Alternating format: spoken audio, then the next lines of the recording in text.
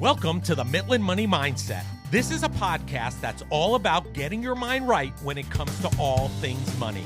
In every episode, we go deep with engaging guests who provide tangible takeaways and a whole lot of joy along the way. I hope you enjoy these conversations as much as I enjoyed having them. Let's dive into today's show. Well, I have the pleasure of being with Greg Antonelle, co-owner of MickeyTravels. And for those of you who listen to the show, you know I love talking about money. I love talking about joy. I love talking about mindset. But just as much of all those, I love talking about hockey and Disney. So welcome to the show, Greg. Thank you. Very excited to be here. I'm a huge Devils fan, by the way. So I know probably not your team, but I'm excited to be here. Well, just to put this in perspective, when we're recording this, last night was the Devil Rangers preseason game. Rangers lost 4-0. It looks like we started and ended the last season the way we're starting this season. So we'll have to see what happens in April of next year, and we'll see where we're at. But I have a feeling the Devils are going to have a good team this year. So yeah, keep my fingers crossed. Hopefully, keep our fingers crossed. Absolutely. So listen, I we're going to talk a lot about what you're doing today, but perhaps you could just share with our listeners. I love sharing the entrepreneurial journey, like how you got to where you are today, because we'll be spending a good amount of time on where we are today. But maybe you could give us a little background, the listeners a little bit of background about Greg and, how you got to where you are today. Yeah, absolutely. So, I mean, I it's cliche, but I really consider myself the luckiest guy in the world. I mean, this is what I wear to work every day. I live 6-7 miles behind Magic Kingdom. Been married to Elyssa, my wife, for 28 years. 3 amazing boys who all love Disney, and I'm the luckiest guy in the world, literally. So. But I ran another business in a completely different industry for many years. So my background is in executive search, talent acquisition, staffing. I worked for one of the leaders up in the New York metropolitan area for a long time, managing one of their offices. Was the highest producer for many, many years, and decided at one point to go out on my own.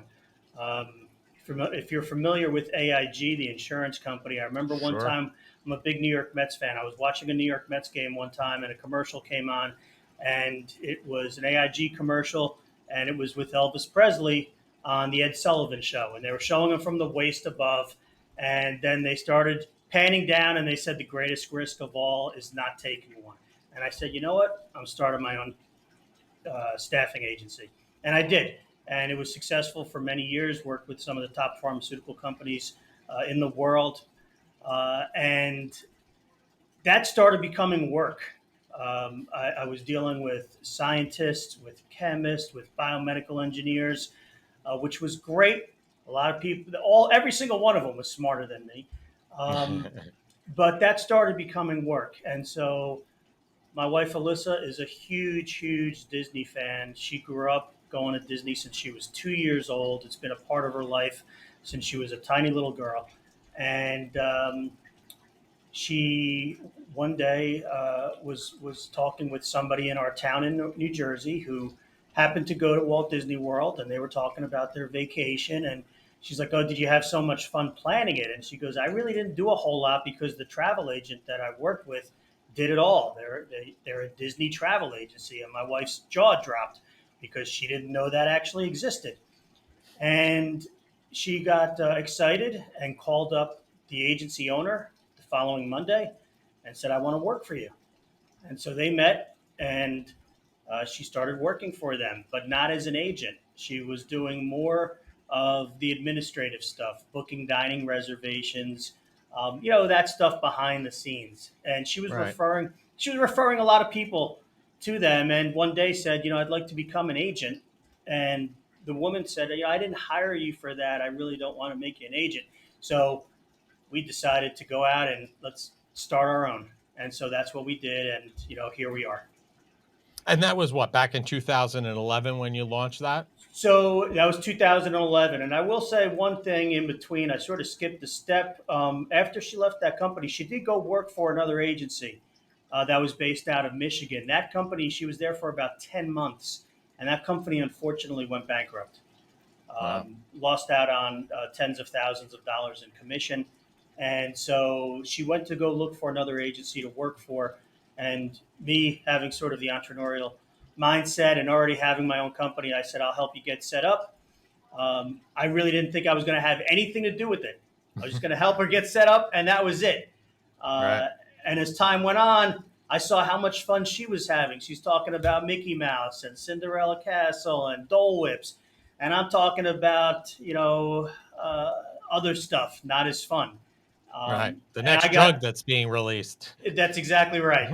Right. Is this a generic one or And so what ultimately happened was I started helping her at during nights and on weekends, and I started helping her more and more, and it got to the point where we moved down to Florida 4 years ago from New Jersey, and when we moved down here, I closed my other business and do this full time now. Wow. So it sounds like to me that this was really all born out of your wife's love of Disney, and really her passion behind it really led to, the whole family kind of getting involved in the in Disney, and then moving, relocating.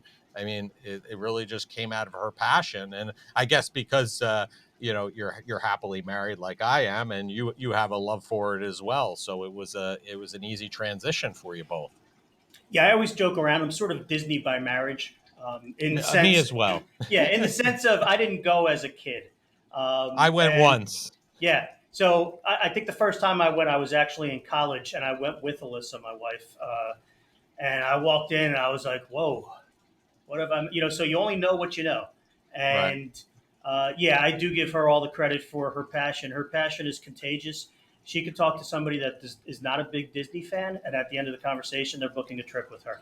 So it's genuine. You can't fake her passion, and that is the number one reason for our success. It's her passion that trickles down to all of our agents. We have 375 across the Wow. country, um, and it's the foundation for what we do.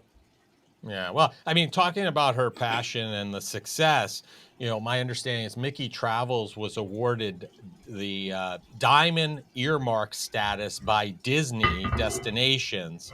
What do you attribute earning that highest designation level, which is, the highest designation level a travel agency can earn with Disney? What do you attribute that to? I think the number one thing is we just love what we do. You know, Getting up every day and working however many hours you work each day, if you don't love what you do, it becomes extremely tiring. And we genuinely love what we do. I'm embarrassed to admit how many hours I work in a day, but it's not work. And that's what happened with my other company. It was a successful company. I placed a lot of people over the years, but I started dreading Mondays on Sundays, and that was my own company. And Hmm. so I say this in all sincerity. I tell this to our agents. I tell this to our kids. Like, so MickeyTravels is our fourth child. We have three boys. And I think the Powerball lottery is $965 million tomorrow night. And I Okay. say this in all sincerity. If we were lucky enough to win the lottery tomorrow, we would still do this. Hmm. Like I said, it's our fourth child. So I we think that's a love. good litmus test, Yeah, right? absolutely. So I might be on the beach somewhere working with my laptop, but full disclosure. But no, in all seriousness, I think the reason that we achieved Diamond just comes from that passion, loving what we do. But then also, I think we have one advantage over a lot of the other agencies in our industry, and that one advantage, taking out all the other peripheral stuff, is my experience on the recruiting side. So we have a process in our recruiting where we don't hire just to hire. There's agencies that are diamond that are five times the size of us as far as the number of agents, and that's great. That's their model. Um, I don't judge, but we are very, very particular with who we bring on. We're very selective with who we bring on. It's a very intense interview process, and I think the agents that we have brought on are very, very similar to us with regards to their passion for Disney. We're not looking Yeah. for travel agents. We're looking for Right. Disney lovers. We can Right. we You can could tr- we could you could train the teach them how travel. to do that. Right. Exactly. Right. We can't teach passion. So Right. that's the biggest thing. I think that's an amazing point, and I think it's very important, right? When you're trying to build and scale a business, it's all about the people, and you have to look for those skill sets or those items, the intangibles that you can't train or teach, because Absolutely. everything else you can teach. So I think that's a great point as far as and a testament to your wife and yourself in terms of being that diamond status, and Yeah, it's congratulations on that. yeah, I appreciate it. It's very elite. There's literally tens of thousands of travel agencies in the country, and there's only a handful of diamond agencies. So it is very elite, and we're proud of it. You know, Yeah, I would be too. I mean, I yeah, think that's a great badge of honor that you could put within your marketing with your team, and kind of absolutely. hang your hat on. So I don't know if you're aware of this, but I work with my spouse also, and it's kind of an interesting path. When you were telling me your story, it's very similar to my family, because my wife happens to also be a recruiter in the in the pharma space, PhDs and MDs who are designing and discovering drugs. So There you go. very similar. And about 3 or 4 years ago, she started getting involved in my practice, and she really enjoys the marketing aspect of things, and now she's almost at the point where she's pretty much full-time marketing. Wow, She still has her name out in the space, in the recruiting space, but for the most part she's our full-time marketing person. So that's I'm awesome. curious, yeah, I'm curious, as somebody else who works with their spouse, and I'm sure other entrepreneurs and people who are in business who are listening may also, or maybe considering, or maybe not considering for certain reasons, working with their spouse. How do you and Elyssa handle, working together? Any tips you can offer there? Because I think that's a challenge for a lot of people. Yeah, for us, it's very simple. We are on different floors and opposite sides of the house. No,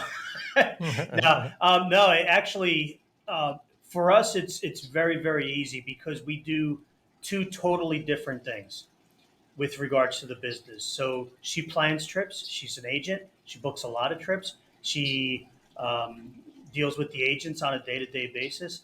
I do our marketing, our social media, our online presence, SEO. We're complete opposites in so many different ways. She's a vegetarian. I eat steak for breakfast. We like different movies. We like different music. I'm a huge sports fan. She's not a sports fan. We're so different in so many different ways, but the one thing that we have a passion for is for what we do. And so we are around each other way too much, to be completely honest with you. And it wouldn't work for probably 99% of the couples out there. For us, I mean, we are within 5 feet of each other, uh, 17 hours a day. We Are you work. on? I had to ask you this, because this has been a challenge for us. Are you guys on the same schedule? Like, and what I mean by that is, for example, in my situation, my wife is a later riser, but likes to stay up and do stuff later. I am an Yeah, early riser and like to wind down. So there sure. are many times where in the evening we're sitting on the couch or in the living room. She's doing work. I'm like checked out, and she's like, "Hey, we gotta. What do you think about this, this, and this?" I'm Sure. like, Email me. We'll talk about it tomorrow." Yeah, I think I'm more like your wife, uh, Okay. and I work. I'm up early, but I work very late as well. So I counted yesterday. I worked 17 hours yesterday. My wife, on the other hand, she goes to bed a little bit earlier than me. She wakes up a little bit earlier than me. But we both work a lot of hours. We do run different schedules though, so I get a lot of my best work done late at night when it's quiet, Right. midnight, 1 a.m., 2 a.m., stuff that I have to concentrate on. But, it's surprising. It's surprising to me even that we work so well together because we are very different. But for us, um, it's like putting that puzzle piece together. It just works really well. Yeah, complementary skill sets. So, so you've also created the mickeyblog.com, and that has so much great content on it. And you talked about, your role is the SEO content along those lines. What advice do you have for other content creators who are looking to, fuel business growth through content? Because I think that's been a big game changer for a lot of businesses Absolutely. over the last 5 years. And I think a lot of businesses are still trying to figure out how can they do that effectively. And it seems like to some degree you have that figured out a bit. Yeah, it's not easy. But for me, the biggest thing is not to worry about the clicks, not to worry about the views. Don't look at how many likes you have. Don't look at how many shares. Don't look at how many comments you have. If you put out good content and you continuously put out good content, followers will come. And especially in our industry, people love Disney. They love seeing photos of Mickey or Minnie. They love seeing photos of the People Mover or Space Mountain, and so for us, it's putting out that content. It's not worrying about the clicks. It's just putting out really really good content. And we do. I believe this is my own personal opinion. I believe we do it better than anybody on the planet as far as Disney blogs are concerned and Disney travel agencies. Our social media presence, I believe, is the best out there. We have some of the best reporters on the planet that are in the parks on a daily basis. We have people in Magic Kingdom and Epcot this morning taking pictures of all the new merchandise, the new foods, anything new, parades at night, fireworks shows. So it's getting that content, being consistent with it, not taking a day off, and not worrying about the numbers because, like I said, if you put that content out consistently, the numbers will follow. What I'm hearing also, and I think this is pertinent for a lot of businesses, right? It's not something you can do for a month, 2, 3, 6, and expect to see results. It's really something you have to invest years in order to build that following and see those results. Is that a fair assessment? It's a very fair assessment. So I'll give you a perfect example, Larry. Our youngest son, he's a huge Disney fan. He's actually a cast member now. So Right. I won't give out where he works, but he's a cast member. He just loves the company.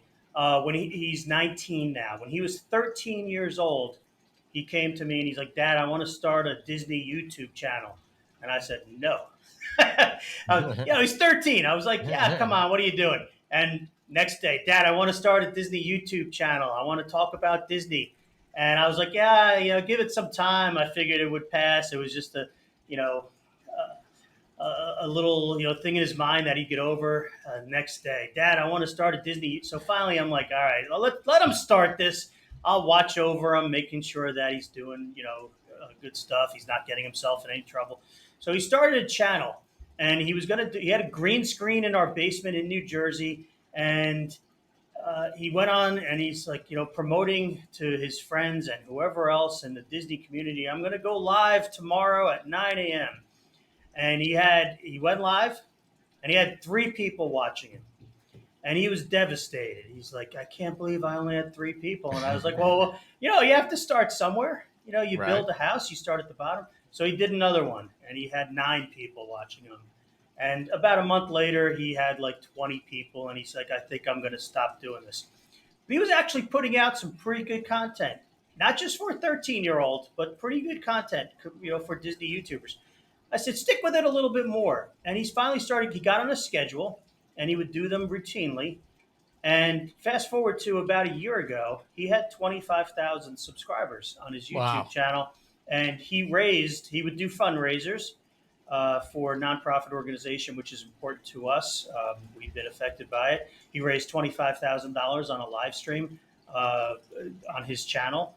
And so he's the perfect example right there That's that amazing. he Stuck just with did it. it. 13-year-old kid. So it doesn't matter if Yeah. you're 13 or if you're 80 or 90. Stick with it. Do it consistently, regularly. Be dedicated to it. Don't do it once in a while, and you will see results. And he saw results. All of a sudden, he had, 100, subscribers. He got a Right. thousand subscribers. He was floored. All of a sudden, he's Mhm. at 10,000 subscribers, 20,000 subscribers. So it can be done. You just have to be committed to it. And Greg, can you share? I'm all for promoting good charities. Can you share what that charity was or is, I should say? Sure. So our youngest son, Nick, who's now 19, was born with something called the lymphatic malformation. It's considered a vascular birthmark, but in layman's terms, he had it's not a tumor, but from the bridge of his nose going up to his hairline to his ear, he had what looked like a tumor, which was the Right. size of a tennis ball. There's no known cause of it, and there's no known cure of it. And so he had 10 surgeries in his first 2 years to try to manage it. And they've done an amazing job. If you look at him right now, you can't really tell that there's anything going That's on great. ever. But I got involved and became the executive vice president of the foundation. We've raised a lot of money over the years for it. One out of every 10 babies is born with some type of vascular birthmark. Most of them will disappear over time. Some of them are just minor hemangiomas that they'll disappear, but a lot of them are not. They're disfiguring. They cause a lot of mental concerns for the not Right. only children but the families. But it's the Vascular Birthmarks Foundation, and the founder, Linda Shannon, is an absolute saint. She's been doing this for 25 years, and she's a saint. Great. Well, thank you for sharing that. We're glad he's Thank you. well and that it's something that you guys support. So, one of the things I want to talk about, because this gets talked about, I think, very often in terms of travel. I think in this day and age where people have so much access, people are like, well, what do I need a travel agent for? And I'm sure you hear this a lot. I could just go book a vacation on my own. But it seems like you and your team have really been able to effectively convey the value of working with a travel agent. How do you go about doing that in this day and age, like I said, where people could just open their laptop and book a trip? Absolutely. So that's a great question, because you do have that ability, but good luck. And the reason that I say that is, I'm in agreement with you, by the yeah, way. well, and I'll tell you why. We only book Disney vacations. And when I say only, 100% of the vacations that we book are Disney. In fact, I can sit here and say that we're the only travel agency in the world that is Diamond earmarked and exclusively sells Disney vacations. Interesting. Now, the reason that I say that good luck is because so much changes with Disney almost on a daily basis. There used to be Fast Pass. Now there's Genie, Genie Plus, Lightning Lanes. You need park passes to get into parks. I can't tell you how many times I've been at the turnstile, I touch my magic band, and then the person behind me, the cast member will say, "Do you have a reservation?" And they're like, "Yeah, well, we're eating at California Grill tonight." "No, do you have a park reservation?" They're like, "What's that?" And Right. so our services are free.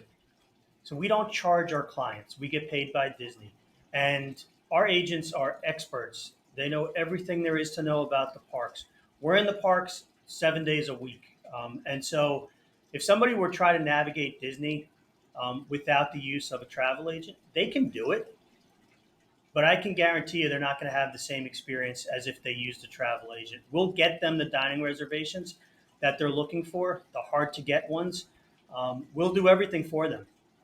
They have to pay for the vacation, but other than that, they Right. just show up.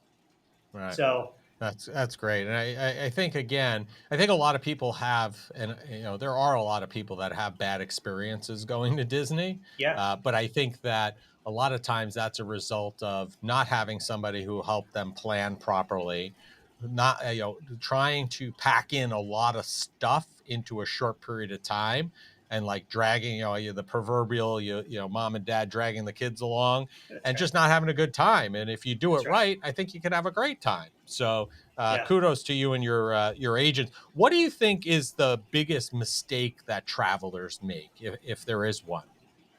Well, and I hate to piggyback off of what I just said, but I think the biggest mistake is not using a travel agent, not planning properly. Because if you don't plan properly, you can have a bad Disney vacation, and that's the worst thing in the world.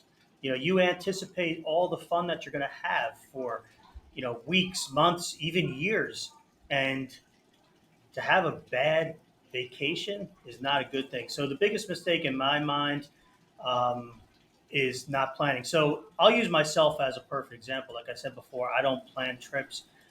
I can't imagine going, even with everything that I know, going to a park without the help of my wife planning it, or going on a cruise. Like Disney cruises, there's so much to know about the I cruises. think you and I and the wives and the kids should get together next time I'm in Disney because Absolutely. I don't do anything. Like we're Yeah. going on a Disney cruise in July Oh, nice. or June. I couldn't even tell you. Well, I do know one island we're going to because I recently had a guest that talked about the island, Nice. Dominica. Okay. I think that's how you pronounce it. But I couldn't tell you where we're going, when we're leaving. Yeah. If we're going to Disney, my wife and my two boys basically navigate us through the whole trip because Sure. I can't even wrap my head around Genie Plus, the Lightning Lane, and all these. I just want to go and have a good time. So if it That's right. wasn't for them, I, like you, would not be able to navigate a successful trip alone. Well, one of the saddest things that I experienced, and I appreciate that, Larry, and yeah, it does sound a lot like us because I'm the same thing. I mean, I show up and I have a great time, but one of the saddest things I experienced, this was after, the pandemic, when things started reopening and, things started coming back to all the parks, etc. We were in Magic Kingdom and I was on Main Street and I'm standing there and I was just taking pictures. And I heard a woman go up to a cast member who was about 5 feet away from me, and she was holding the hand of her son, and then her other hand was holding the hand of her daughter. And she walked up to the cast member and she said, Can you please tell me what time the fireworks are tonight?" And I looked over because at that time fireworks hadn't come back. Right. And I was like, "Oh boy."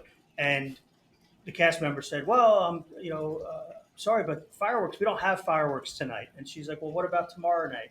And he's like, "No, we don't have fireworks tomorrow night either. They haven't come back as of yet." And when I tell you, when I saw the looks on her two kids' faces, it was devastating. I mean, Right. sure, they're just fireworks, not the end of the world. But these two kids, maybe 5 and 6, were ready to cry. And it Mhm. was just like, I just said, "Oh, I wish I knew beforehand. I could have told this woman, what she could have done instead and how to get her kids excited." And so, yeah, that's the biggest mistake, I There think. was a fail there. Yeah. So, one of the things I wanted to ask you about is, it seems like because of your agency being Diamond, the blog, et cetera, it seems like you've been invited to some very magical Disney experiences. Is there one in particular that really stands out that, like, man, I will never forget this opportunity or this event that we did? Last year, as a matter of fact, there's a new cruise ship, the Disney Wish, and we were invited on the christening cruise, which was fantastic. So it was the first time anybody sailed on the Wish, and just going in there and just seeing all the Disney cruise ships are amazing. This was just a different level, and there were celebrities on. One of the shows that we were watching, John Stamos literally sat right in front of me. Um, all the media was there. So the first morning we go out and by the pool, and Good Morning America is filming. Um, just seeing the newness of the ship after all the anticipation, and literally being one of the first ones on it, I would say that was probably the most impressed I was, the most proud as an agency owner to be invited to. This ship is just magnificent. So Yeah, you're hitting a pain point for me and my family. We were supposed to be not on that event, but the inaugural cruise. We were supposed to be on that on a back to back, and it's if you remember, canceled. they delayed it a few Yeah. weeks, and the new dates did not work with our itinerary, so we had a punt on that vacation. We ended up doing something else instead. So we have not been on that ship just yet, but Well, it's interesting. It's hopefully interesting. soon. Yeah, well, I feel bad for you, but I feel for you because it's interesting. My wife and I were on the christening, but we also had a family vacation with our three boys and two of their girlfriends on one of those inaugural cruises as well. There were 7 of them that were canceled, and we were on one of those 7 that were canceled. And because of their work schedules, we couldn't reschedule it either for a while. So I Right. completely hear what you're saying. Yeah, it was a tough one, but I'm sure we'll get on there sooner or later. For all I know, the cruise I'm going on is on that ship, but I couldn't tell you because I'm really not sure. But I don't think it is because it's like an 11 night we're going on. Okay, So I now don't I don't think the Wish. You probably know better than I No, do, but I don't think the Wish does those no, they don't. longer trips. Yeah. No. So listen, Greg, it's been a pleasure, hearing your story and sharing what you and Elyssa have built. We're all about joy on this show, so we end each of our shows by asking our guests the same last question, which is, what did you do today that brought you joy and put you in the right mindset for success? It's a great question. I think my answer might be a little different in the sense of, we have a routine in our house. My wife and I, we get up and, um, we go downstairs and, every morning she makes coffee and, I'll pour her a cup or she'll pour me a cup. But she forgot to put, the cup down below this morning. And so we went to get the coffee and there was just coffee everywhere on the counter. It just spurted. And we make a lot of coffee. I drink way too much coffee during the day, but it was everywhere. And, I think a lot of people would probably like, I can't believe it. We were laughing so hard. It just was like, you know what? You gotta get joy out of some of those, little minor things that sometimes you can't control everything in the day. And so Right. for that, yeah, we had to clean it up and wipe it up, and it got on the counters, our white cabinets, and all that type of stuff. But for us, I mean, I was laughing about it. I took pictures of it. I sent it out to our family text group. I was having fun with it. It just, for me, and she was embarrassed. She's like, "Oh, why do you got to send the pictures?"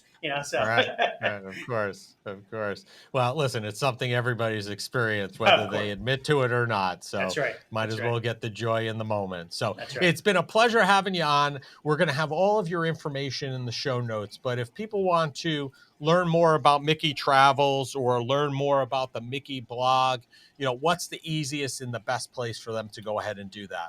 Yeah, I appreciate that. The easiest place is Mickey Travels, MickeyTravels.com. And if you go there, you'll see all of our social platforms there. We're on every platform: Facebook, Instagram, TikTok, YouTube. We have a Mickey Travels podcast. MickeyBlog.com also. So MickeyBlog.com. And all our socials are there as well. So I invite you all to come take a visit. Amazing. I suggest you check it out. Again, thank you for your time and sharing your story, Greg. Have a magical and enjoyable day. Thanks, Larry. Appreciate it.